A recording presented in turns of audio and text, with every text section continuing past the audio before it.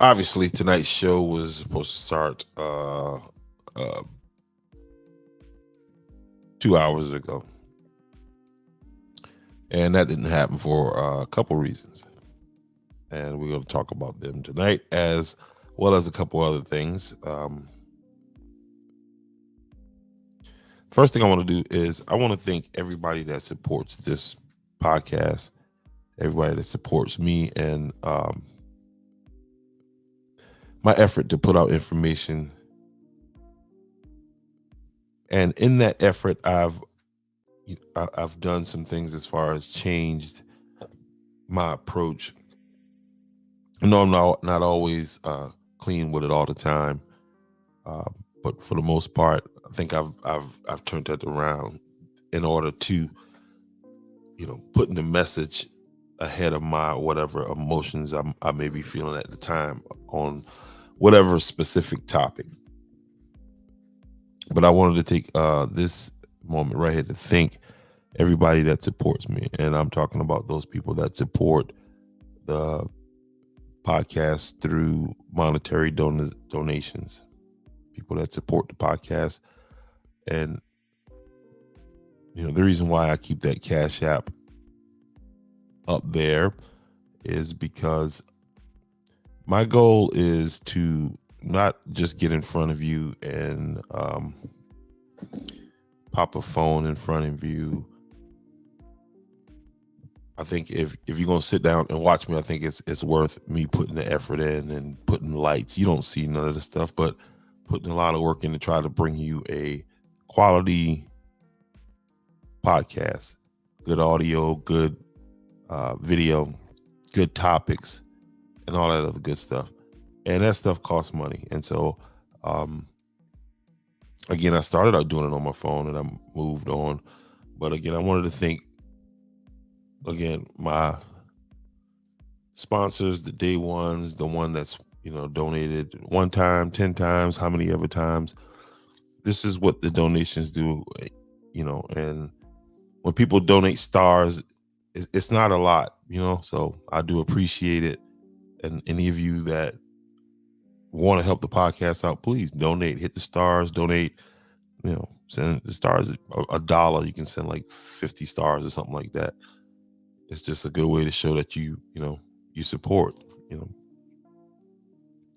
support what we're doing and what we are trying to do again. So I just wanted to share with you guys some new equipment that we got in. Um, not larger donations would make this happen faster, but it happens, and I'm thankful nonetheless. But we upgraded our lens. Um, we got it. We have ourselves now a Sony lens, a native lens, which is I shoot with a Sony camera, and I have the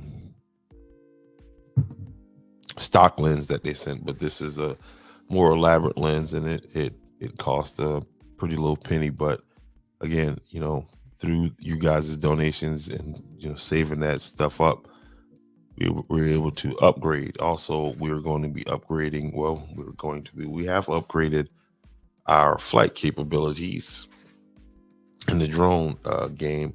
We're stepping that up also.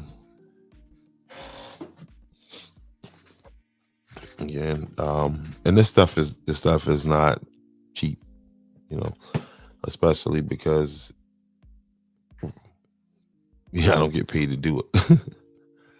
But my whole thing is to continually upgrade and bring you a better product and a better product again, because especially those of you that donate, and for those of you that hit the like button, and I appreciate all that good stuff. So overall, just thank you, thank you. Tonight was a rough start. See on the screen, I got blocked. I went to get on my account. Um, the timing is always suspect, but they had me blocked, and the first message they had me blocked with was for 180 days, 6 months, half a year. They was gonna cut off this podcast. which brings up something that I wanted to talk about. I'm going to start building out different platforms. Like I'm going to build a new YouTube page, and I'm going to need you guys to start following those pages because I don't know how much longer I'm going to be able to last over here on Facebook. Uh, it seems like the more I grow this page, because the thing you guys may hear people say, freedom of speech is lost, is gone. There's no more freedom of speech, and you may think, well, that's a right wing talking point, or but it's more than that. It is a reality. Like Facebook is so heavily censored, um, so heavily censored. Like you can't disagree with anybody. Specific topics are off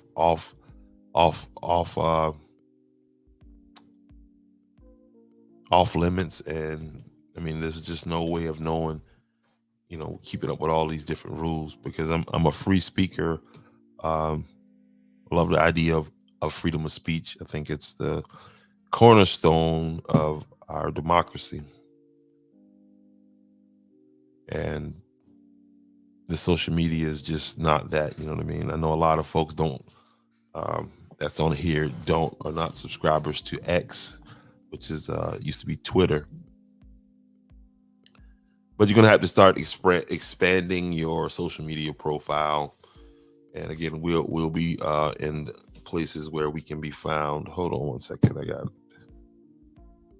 issue, but yeah, they started me off tonight with a nice little, hit me with the, and of course you see where right there where I submitted appeal, and the appeal. Let me big this up because all of this happened tonight. Camera.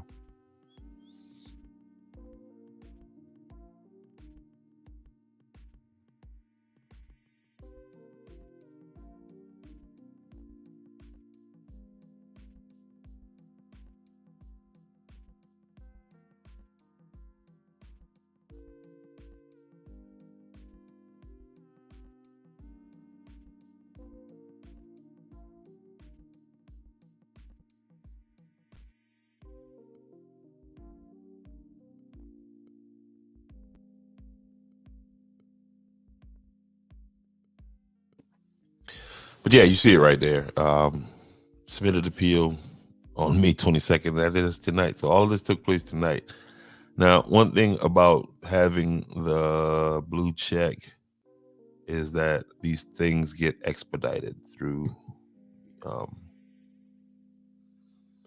through the Facebook process as far as these appeals, because this could have took a couple days. Um, but I'm gonna have to do some different things um, that I can try, hopefully, before I lose this account. But the timing was suspect. The timing was definitely suspect. Right before we get ready to go on, and there's a lot going on, man, in Williamsburg County and Georgetown County right now that I'm gonna talk about a little bit tonight. Again, tonight's show is sponsored by our friends over at Remy Martin, and don't forget about Red Bull. That's how we're doing it on this show tonight. And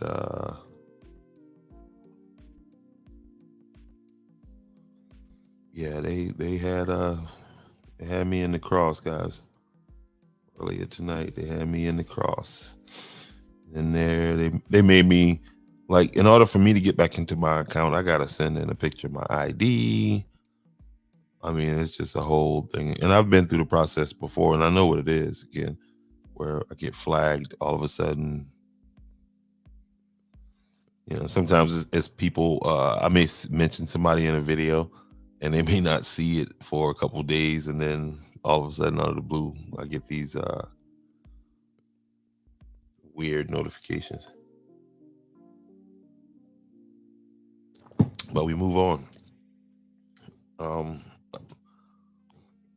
June 15th, a men's accountability event, bringing the community and the unity together. Okay, this is going to take place on Saturday, June 15th in Andrews at 1 p.m. to 6 p.m. Jones Avenue Park at the corner of Privet and Jones Avenue. You can reach out to me for more information. Just hit my inbox. It says there, Mr. Quan Pope is the keynote speaker, but he's going to be one of the speakers on this evening. He won't be the keynote speaker. He kind of was like, man, what are you talking about, the keynote speaker? So I've reached out to Mr. McKnight. I can send you his number. I don't know. I'm just not getting an answer or anything like that. But again, you guys will hear more about this from now until June 15th.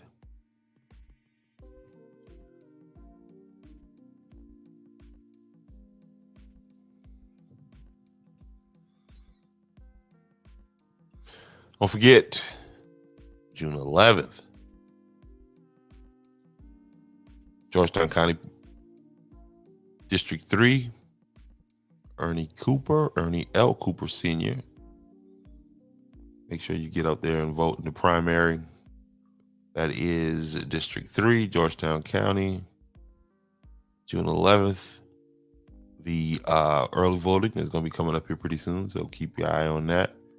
And, avoid the lines and all that. Go ahead and get that early voting done and do your civic duty.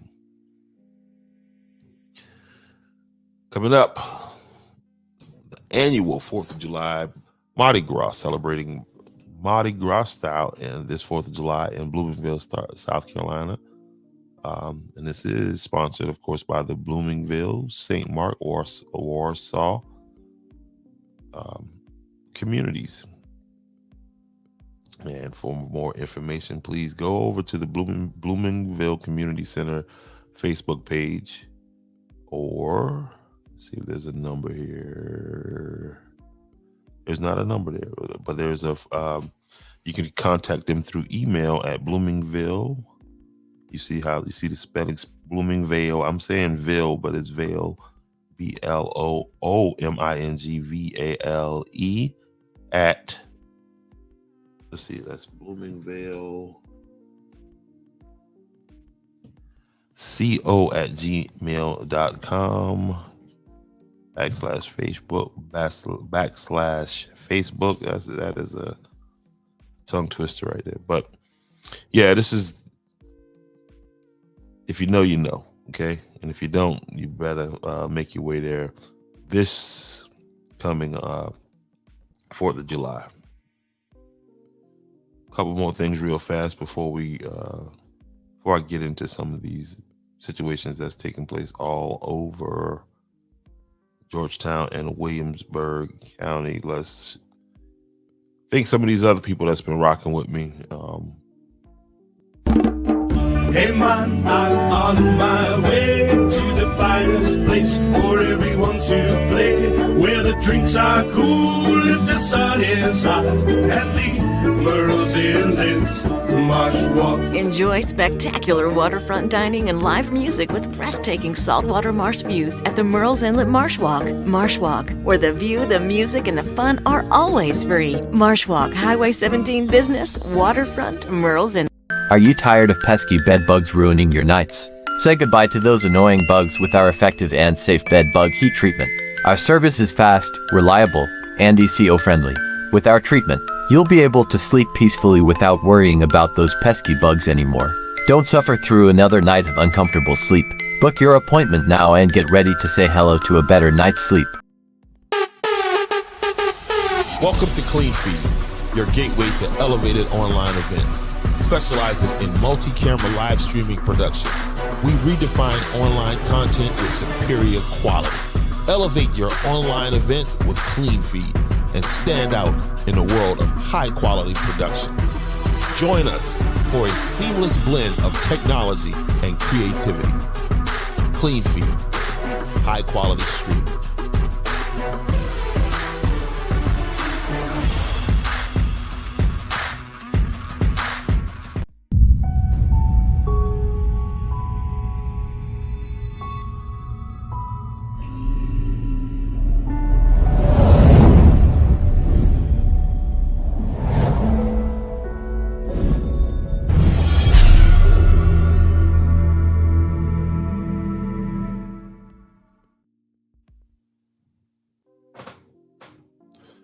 All right, so here's what's going on in Williamsburg County, South Carolina. Some breaking news.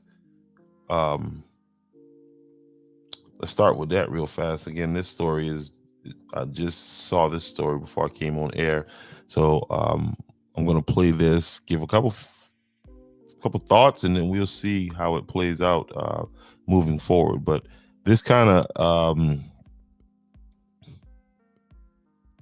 it's a good segue into what I wanted to talk about with this article that was posted in the Post and Courier about the clerk of court and their spending of some money that's supposed to be for women and children in the child support system, but here's something that just broke. And Carolina Law Enforcement Division has charged a former Williamsburg County water and sewer employee with embezzlement. According to SLED, 57-year-old Sherry Footman has been charged with embezzlement of public funds of $10,000 or more. According to court documents, Footman stole more than $152,000 from Williamsburg County water and sewer funds. Investigators believe it happened between January 2018 and November of 2020.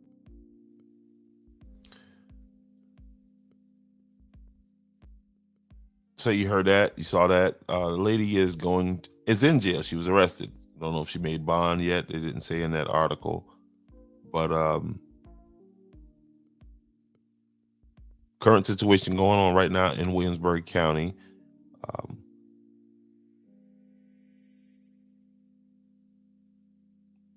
Let's listen to that again. Carolina Law Enforcement Division has charged a former Williamsburg County water and sewer employee with embezzlement. According to SLED, 57-year-old Sherry Footman has been charged with embezzlement of public funds of $10,000 or more. According to court documents, Footman stole more than $152,000 from Williamsburg County water and sewer funds. Investigators believe it happened between January 2018 and November of 2020.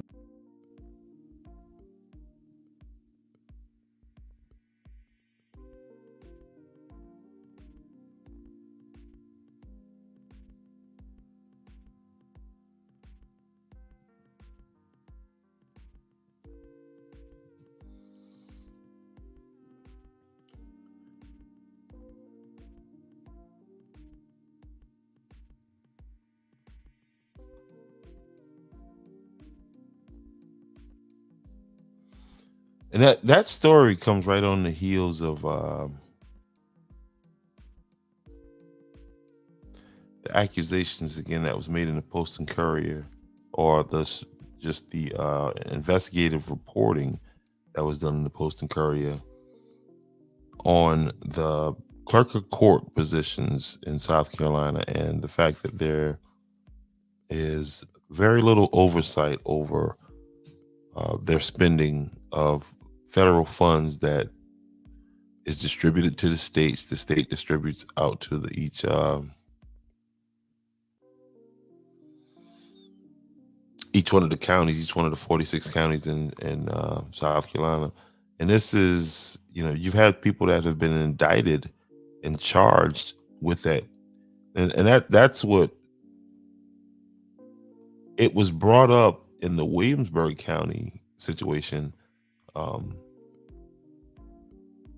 because again, there was apparently some type of investigation being done on Miss Sharon Staggers' office. Here's the story right here. On Miss Sharon Staggers' office, Miss Sharon Staggers being the current clerk of court. And so there's a lot of different questions surrounding why she gave herself a loan. I keep saying that. She gave herself a raise of $30,000. There was. Now, my point in playing the first story. Now, this stuff that they brought up, that they're bringing up about Miss Staggers, happened back in 2022, and she hasn't been charged in any crimes as of since then. My point is, this lady is in the story I just played for you. She's charged with embezzlement of over $150,000. So that's one of the things that I question about why that article, the timing of that article in the Post and Courier. Why would they drop that at this point, given that elections are ahead? Now, I'm not saying that the journalists didn't do some legitimate work. Again, I have to do more digging into this situation. Let's get this article up on the screen here. I seen a young lady on Facebook whose name I'm not going to mention because she was commenting on it, but did not allow for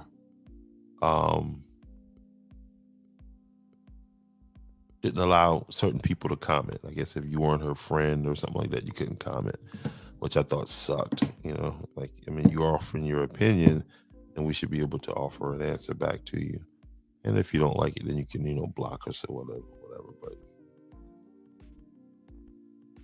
it's just that one-way flow of information kind of thing. All right, you see it on the screen right here. South Carolina doesn't check how clerks, and this article was posted a couple days ago by Thad Moore, T Moore, and you can email him at T Moore. Don't email me. Email Thad at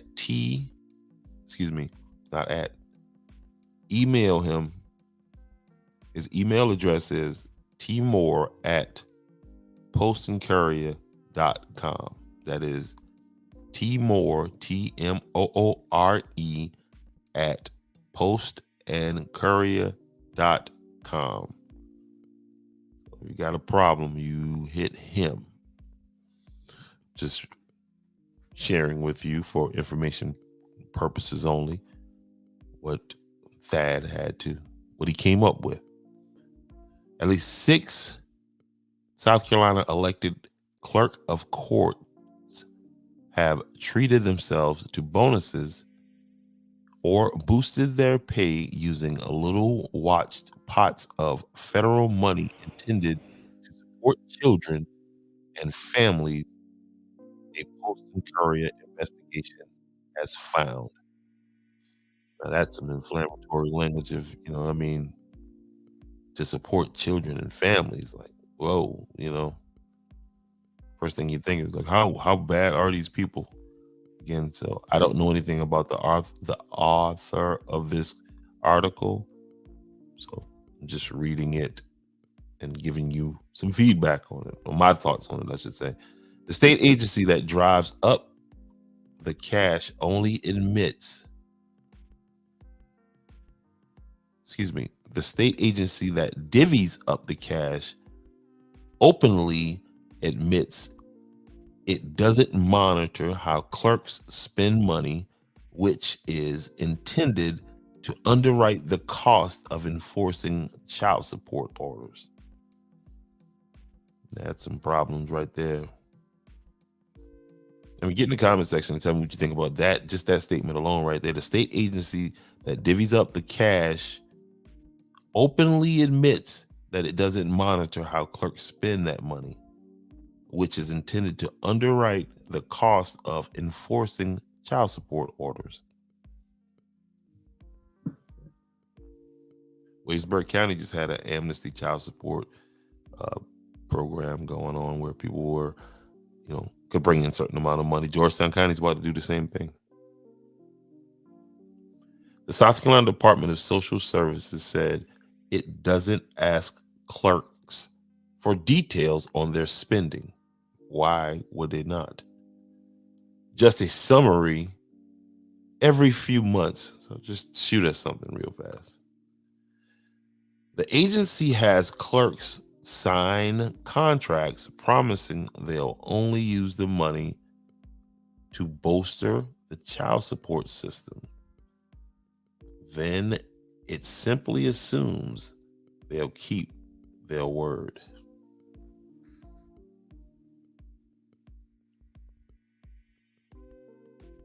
No one at DSS checks behind clerks to see how they are spending the money.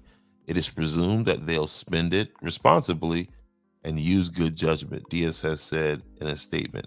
That is the Department of Social Services. Whoever said that, whoever put that statement out is an idiot. They need to fire that person.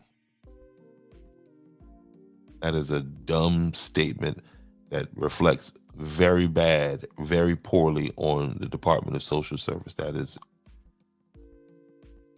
and this is the kind of language that gets you content creators banned. Just having that kind of opinion, and I can't help it. DSS has continued to take a hands-off approach, even after profile scandals involving clerks who helped themselves to the federal money. Nothing to see here. We're just gonna not even do anything. Beaufort County's former clerk pleaded guilty in 2011. Back in 2011, to paying her husband tens of thousands of dollars from the federal child support account. Come on, lady. More recently, the FBI investigated one clerk using federal money to give herself a raise, and the State Ethics Commission appears to be probing another for using it to grant herself bonuses. Now, don't be misled by that statement. That statement there is where some of you may think, oh, that's a damning statement. No, not necessarily. That statement, that right there, if the feds done looked and they ain't find nothing, I mean, what are we talking about here? You may not like the way things went down, but there's no law being broken, as if, and that's the way that Ms. Staggers's opponent is coming at her. The South Carolina Attorney General's office recently warned that it may not be legal for clerks to use child support money to pay themselves extra. What does that mean? Again, this is a bunch of vague statements like, oh, we might do something, we might not. Like, come on. The South Carolina Attorney General's office recently warned. Shouldn't they be putting out a memo like, hey, look, here's what it is, this is the law, this is what,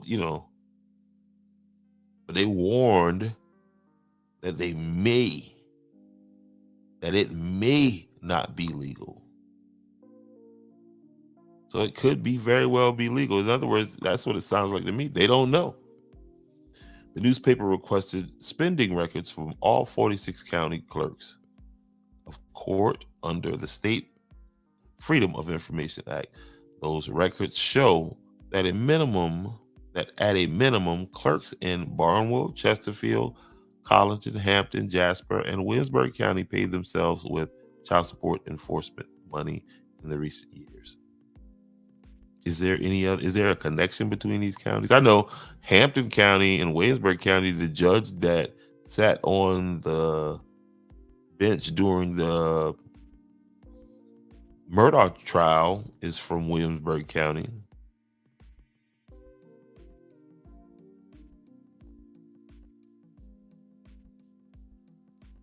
The true number may be higher still. One clerk gave herself extra pay even after an earlier raise triggered a federal investigation. Okay, again, it triggered a federal investigation that turned into what? Another gave herself a $5,000 bonus while spending only 12 minutes per day on child support cases.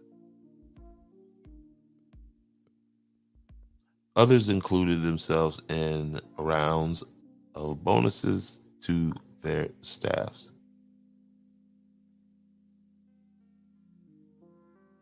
I mean, technically, if the money is used for enforcement and they giving themselves raises, which everybody wants a raise, maybe not a $30,000 raise, but everybody wants a raise. Ain't that using the money properly? Aren't they enforcers of the child support? Because that's what the money's supposed to be, to help with the enforcement of child support.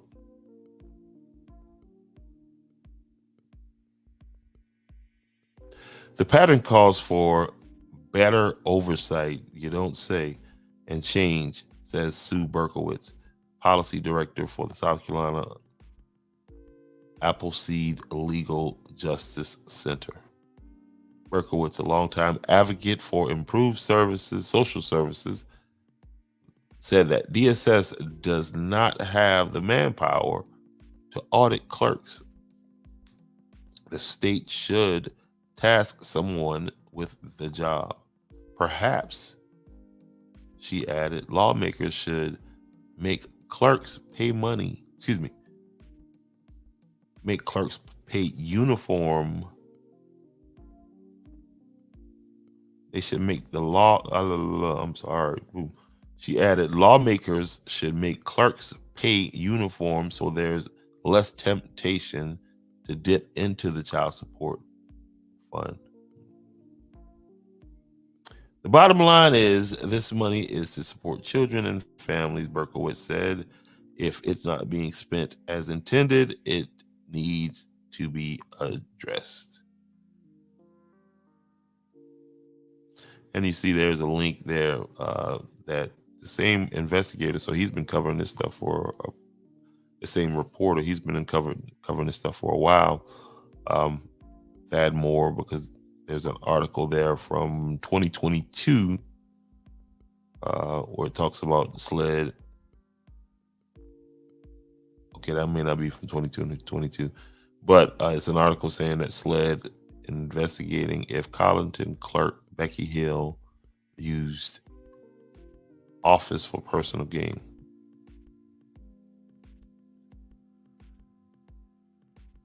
All right, spending records obtained by the Post and Courier show that some clerks take an expansive view as what counts as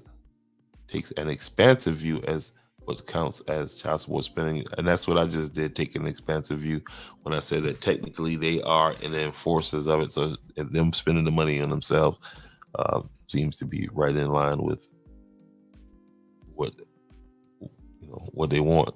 Apparently not. They have used their funds to pay for employee recognition events like baby showers, retirement parties, and at least one outing to the movies. Wow. They've sponsored youth baseball team, advertised in a community calendar, and paid for a trip to conferences at Caesar's Palace in Las Vegas, which featured an optional outing to the 12-time James Beard Award nominees restaurant.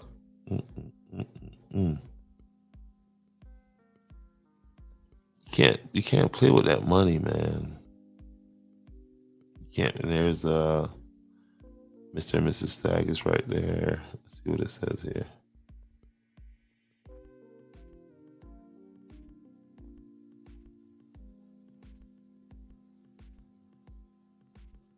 At least 10 clerks have used the 4-D money to book stays at beachfront hotels in Myrtle Beach, often to attend conferences put on by the South Carolina Association of Clerks of Court and Registers of Deeds. DSS said these events offer an opportunity to discuss what is and isn't allowed. A collusion conference is basically what they're saying that is. A collusion conference. That is bananas. Again, you can find this article in the Post and Carry, I'm not going to continue to read because it's quite a bit more. But, well, I saw the opponent's name.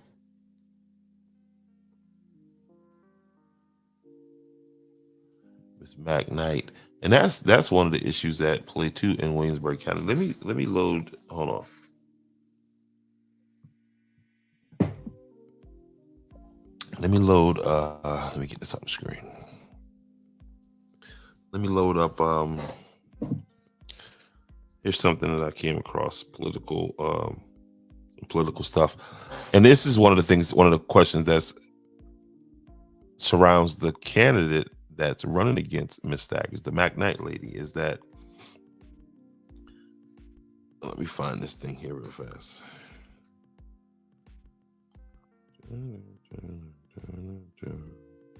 Where is that?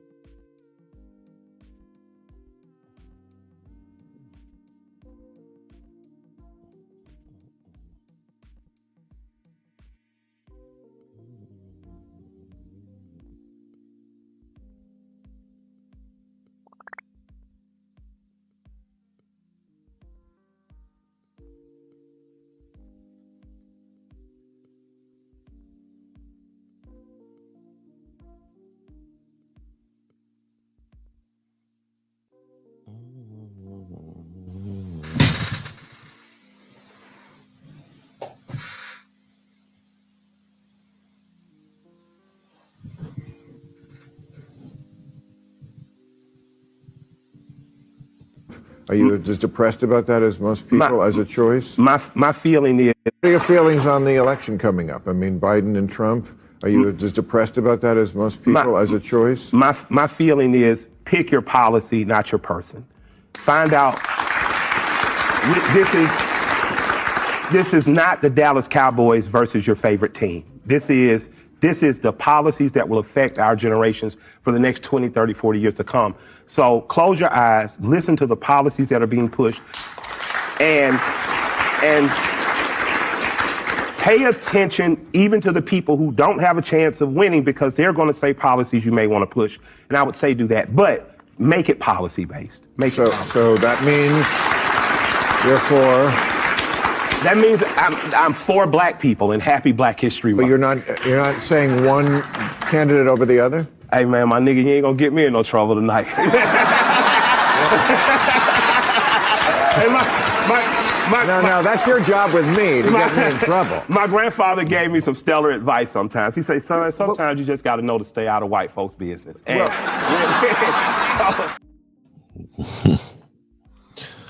So, I said one of the questions, something that made me think about Miss McKnight and some of the questions that surround her. And I saw this, and this is from Senate race from, as you see on there, District 36.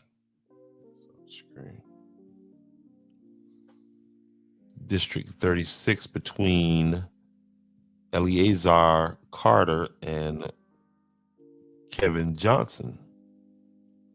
Now, I've mentioned to you before how nasty this race had turned. But here's something that is one of the questions I keep hearing people ask about the McKnight lady. And so here's Mr. Johnson, again, South Carolina senator, current incumbent senator. And let's just read this right here. He really cares about the money he set up for his family to earn in state government. His wife, Gloria, and again, I don't know, I'm just reading this, and that's one of the questions, again, that came up in Williamsburg County as far as the clerk of court's offices, because the McKnights in some, prominent positions in Williamsburg County. Gloria Johnson, the wife of Kevin Johnson, she's a school district administrator's assistant. Kimberly L. Johnson, the daughter of Mr. Kevin Johnson, school district assistant principal. She earns up to right at $92,000. Kendra Johnson, the daughter of Mr. Kevin Johnson. She is the school district social worker who earns nearly $80,000 a year. And what's crazy about that is all other social workers earn about $42,000 a year, $42,000 to $46,000 a year. Kevin Johnson's son, newly hired at the Capitol Police Office, at $58,000 a year. And Sean Johnson, who could be, I mean, what are the chances? We don't know. Could be, I haven't confirmed it. That's why I got the question marks there. That's why he has the question marks there. I haven't confirmed that. Sean Johnson is the superintendent, and he earns $225,000 a year. And it says here in the bottom of this, matching Social Security number of benefits paid by state law for all above. So all of these people are getting some kind of Social Security benefit, and with a grand total for that being $42,151.50.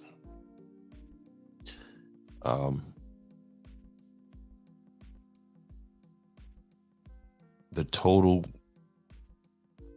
that the Johnson family is raking in is over $500,000.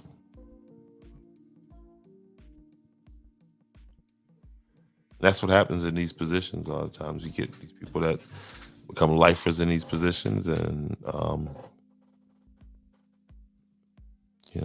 there's Mr. Carter right there, June 11th, building a stronger economy for every South Carolina family.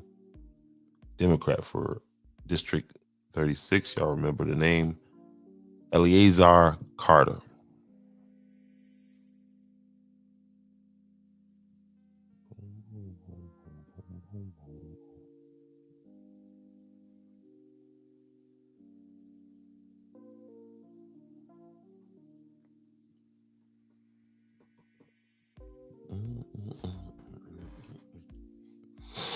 Yeah, so man, tonight was rough.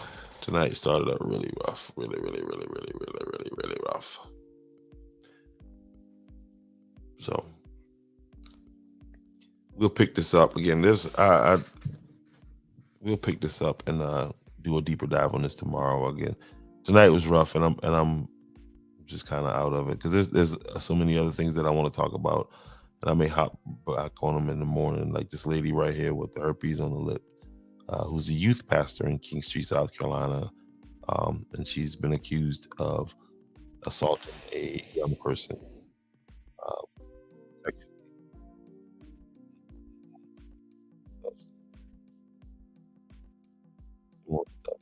Quite a bit of stuff that I want to talk about. But to be quite honest with you, I'm just going to zap it. But I want to thank everybody hitting me this far in the video. And thanks to all my star supporters, everybody that's donated to the program. We'll try again tomorrow.